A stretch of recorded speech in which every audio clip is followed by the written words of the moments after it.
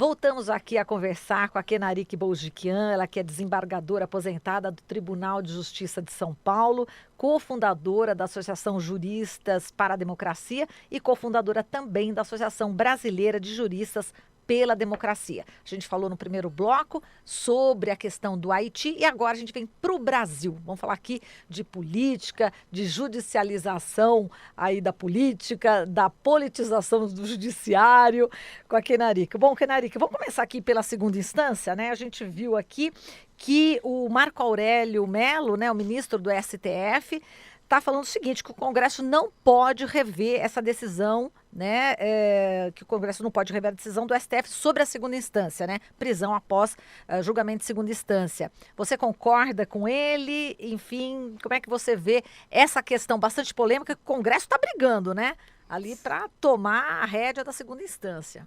Mas o ministro Marco Aurélio, do Supremo Tribunal Federal, está absolutamente certo. Veja, nós temos uma estrutura de Estado e que foi construída em 88. A gente vem de um período de ditadura civil-militar, que tem seu término ali com o marco de 85, e 88 é o grande marco jurídico desse novo tempo. E nesse novo tempo é o quê? É o Estado que o povo brasileiro escolheu em 88. Então lá é que estão os parâmetros do Estado brasileiro, quais são os nossos princípios, quais são os nossos objetivos. E nessa estrutura temos algumas coisas que não podem ser absolutamente mudadas, que são as chamadas cláusulas pétreas, de pedra, que não muda por nada desse mundo. Existem coisas que podem efetivamente mudar e mudam, né? Nós temos várias mudanças de 88 para cá, mas há uma parte que é intocável. Dentro dessa parte que é intocável é que nós temos a questão da presunção da inocência e o tempo que a prisão pode ocorrer. E foi isso que o Supremo Tribunal Federal julgou agora recentemente e estabeleceu que a prisão só pode ocorrer nas circunstâncias que já estão previstas, que é prisão em flagrante, preventiva e após o trânsito em julgado para cumprimento da pena.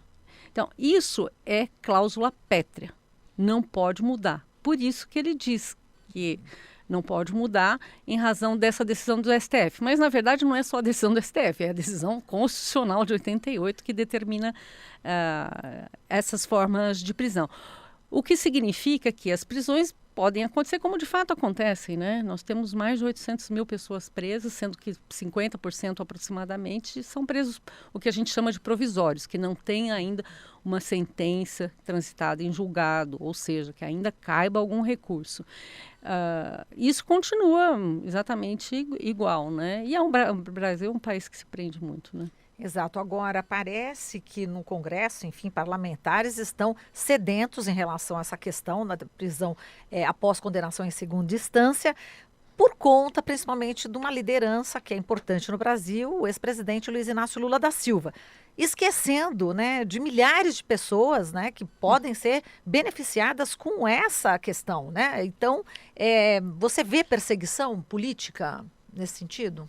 Com certeza, ninguém é ingênuo de imaginar que aquela decisão ocorreu, aquela inicial, em razão do presidente Lula. Ninguém tem dúvida sobre isso. Não é razoável pensar que foi por uma questão de interpretação das normas que nós temos. Foi, evidentemente, para alijar uma pessoa que tem um determinado papel, como de fato aconteceu. O objetivo, se existia na época, foi alcançado, né? E é muito ruim quando se pensa em decisão de porte não pessoal para questões gerais, né? Isso não era uma questão quer dizer, que evidentemente era a situação dele, mas isso é alguma coisa que afeta o Brasil como um todo, né? O sistema como um todo.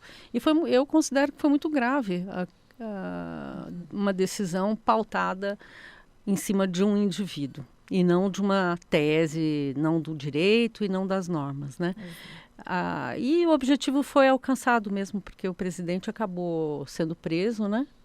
E não pôde participar. E muitas outras violações aconteceram só por conta da pessoa do presidente. Veja a questão das entrevistas, que foi proibida, né? Sim. Quantos presos já não... Todo mundo conhece presos que já deram entrevista. Eu mesma, quando juíza, porque agora já sou aposentada, deferi casos para que os presos dessem entrevista. E todo mundo conhece, já aparece em televisão, em rádio, em jornal. E não existe essa limitação, né? Mesmo porque tem vários interesses, né? Tem a questão do indivíduo, mas tem a questão da sociedade em ter determinadas informações, tem a liberdade de imprensa, tem outros direitos todos que estão naquela parte da Constituição que é imutável, que estão abarcadas por essa situação. E veja que no caso do presidente Lula, ele foi proibido de falar. Quer dizer, é a politização do judiciário, né? Eu acho que o grave é assim, você utilizar o judiciário para os seus fins políticos, para o seu pensamento político. Isso é gravíssimo, né? E é preciso verificar que rota é essa para a gente consertar, né? O caso do Moro é um caso bem ilustrativo dessa situação. E aí, quando você fala em Moro, a gente lembra aí, obviamente, da Operação Lava Jato e vamos repercutir com você também a fala, né, do presidente do STF, Dias Toffoli, que disse, né, que a Operação Lava Jato fechou empresas, né, em função do que chama de falta de clareza de legislação sobre acordos de colaboração premiada para pessoas jurídicas, né? Ele teve essa fala, foi rebatido pelo Deltan Dallagnol, por vários procuradores, enfim, eles entraram aí realmente bastante firmes, né, contra essa fala, ao ponto do procurador da República em Minas Gerais, o Wesley Miranda Alves, dizer que o STF de hoje não representa a magistratura nacional, que o atual e crescente combate à corrupção não se deve ao STF, ocorre apesar do STF. Quer dizer, é uma fala que coloca em xeque aí o STF e não acontece nada. Não é, Kenarique? Como é que você viu isso? Pois é, acho que já tinha que ter acontecido alguma coisa, uma parcela da responsabilidade, eu creio que seja do próprio judiciário, porque a Lava Jato caminhou da forma que caminhou, porque teve também um aval do judiciário, seja do judiciário da primeira instância, aí começa com o Moro, mas houve sucessivas, chegou até o STF. Então, nós não podemos esquecer que existe uma responsabilidade grande do próprio judiciário nessa situação. É claro que lá na origem, o que nós conseguimos constatar, e está muito claro, e os juristas já enxergavam isso, mas o Intercept teve um papel relevante porque tornou a coisa pública de forma mais massiva, né? E mostra o compromisso entre aquelas pessoas envolvidas, né? Que não havia lá um juiz imparcial. Eu acho que é importante a gente pensar que os juízes não são neutros, nenhum ser humano é neutro. Ninguém é neutro, isso não existe. Achar que algum juiz pode ser neutro é você ser completamente fora da realidade, porque não existe essa possibilidade. Mas o juiz tem a obrigação de ser imparcial, atuar no processo de acordo com as normas existentes. E aí nós vemos que isso não aconteceu com o Moro, né? Porque o papel dele não foi um papel de juiz que dirige um processo e ao final julga. Ele já tinha uma posição desde o seu início de qual seria o resultado, né? Além de comandar o processo, de dizer qual a prova que deveria ser realizada ou não deveria ser realizada, dizer qual prisão poderia ser interessante ou não ser interessante. Isso não é um papel do juiz, né? Isso foge completamente à normalidade, né? Mas a gente tem que reconhecer que o papel do Moro foi secundado de alguma forma pelos poderes. Veja quando ele cometeu o crime de vazar aquele diálogo, né? Um diálogo da entre Dilma com o Lula, isso. Isso é um crime e não foi feito nada. Ele era juiz ainda na época, não era ainda ministro, porque agora ele saiu, né? Então não tem mais a submissão ao CNJ, enfim. Mas o que foi feito em relação a isso, né? Então há uma responsabilidade do judiciário como um todo, como um poder de Estado. Eu acho que a gente não pode deixar. Mas, por outro lado, é preciso também ver que o Supremo Tribunal Federal, o Judiciário, está tomando a rota que deveria não ter saído. Enfim, Demorou, né? Demorou bastante. É. Com os estragos que nós estamos colhendo e vamos colher ainda, né? Porque as consequências são perversas, desde o golpe, né? Chamado de impeachment, até a prisão do Lula, até a eleição desse presidente, a partir dessa situação que foi criada, e ainda hoje com as fake news, que o judiciário ainda não cumpriu seu papel. Pois é, essa questão da fake news, já que você tocou, depois a gente volta na Lava Jato. O Twitter já disse que vai sair fora, né? Enfim, não vai ficar na eleição, não vai ser um instrumento, né, para briga política, já se retirou. Você acha que o WhatsApp deveria tomar essa decisão também, já que na última eleição para presidente da República, né, o próprio diretor do WhatsApp já considerou que houve realmente erro, houve inclusive ilegalidades, né, por parte de empresários que utilizaram o WhatsApp para fomentar a candidatura do Bolsonaro contra o de Fernando Haddad? É um pouco difícil a gente fazer uma proibição absoluta, porque você tem as redes privadas, eu não sei como poderia chegar nesse ponto. Sim. Mas o que eu acho fundamental é que o Estado assuma o que aconteceu no país.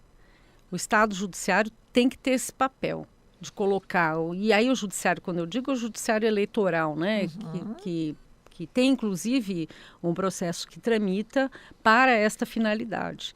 O Estado tem que tomar com a urgência devida o papel da fake news. Porque nós sabemos, você fala, eu falo, alguém fala. Mas e o Estado fala o que sobre isso? É importante que o Estado, quem é responsável, fale. Nesse caso, quem é o responsável pelas eleições? A Justiça Eleitoral. Então, eu espero que o TSE cumpra esse papel de colocar para o povo brasileiro o que efetivamente aconteceu em relação às fake news. Porque, por enquanto, nós estamos nas matérias de jornais, nas denúncias, um deputado fala aqui, a outra deputada fala colar, um empresário solta alguma coisa, mas eu quero o Estado assumindo o seu papel. Um país não vai superar todos os seus problemas se o próprio Estado não assume. É aquela mesma história do Haiti. Lá a responsabilidade da autoridade era a ONU lá tem que resolver. Aqui quem é nessa situação específica? O Estado é TSE e tem que apurar as fake news e de dar uma satisfação para o povo brasileiro. A partir daí é possível você ter os melhores encaminhamentos para que isso não se repita. Mas você teme que isso se repita no próximo ano, nas eleições com certeza, como das prefeituras, né? Sim, eu acho que aí existe uma preocupação grande de todos nós com a lisura, né, do sistema eleitoral. Porque o sistema eleitoral ele tem que refletir a vontade popular e que essa vontade não seja viciada, como foi com as fake news na última eleição. Nessa medida da necessidade de ter um processo com a lisura necessária para que um país caminhe, é fundamental que isso seja garantido. E é isso que a gente quer que aconteça, que seja garantida a lisura. Mas até agora não teve uma manifestação efetiva. Não teve. Inclusive, parece que não existem tantas pessoas ali dentro que entendam, né, desse tema. Ou se entendem, a gente já sabe também que vai ser só divulgado, não sei em que ano, lá para frente, que está sob sigilo. Quer dizer, deveria ser prioridade, né? Não é? São os destinos do país. Exato, né? Tinha que ser urgente, né?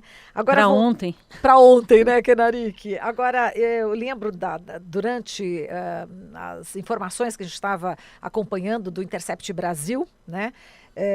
Enfim, saltou realmente aos olhos aquilo que a gente já sabia, né, que acabou sendo aí mostrado pelo Intercept Brasil, Folha de São Paulo e outros meios de comunicação que entraram também nessa investigação, mas não é dada a atenção por determinados meios de comunicação, né, pelos monopólios principais aqui no Brasil. Enfim, parece que existe uma blindagem, né, Kenarique, em relação à Lava Jato. O Papa Francisco fez uma reunião com juízes no meio desse ano, mais ou menos, para discutir direitos sociais e o papel dos juízes nesse tema. E às tantas ele falou sobre o lawfare. o Papa Francisco, dizendo da preocupação dele com as democracias, especialmente nas Américas.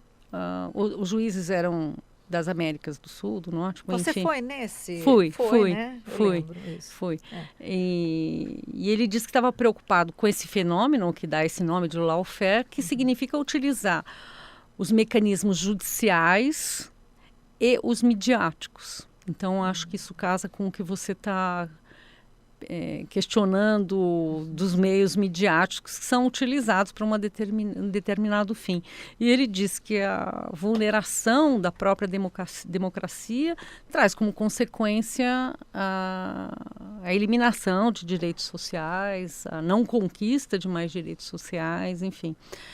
É esse papel que a mídia às vezes cumpre, né? Como o caso do Haiti, que não divulgou. Exatamente.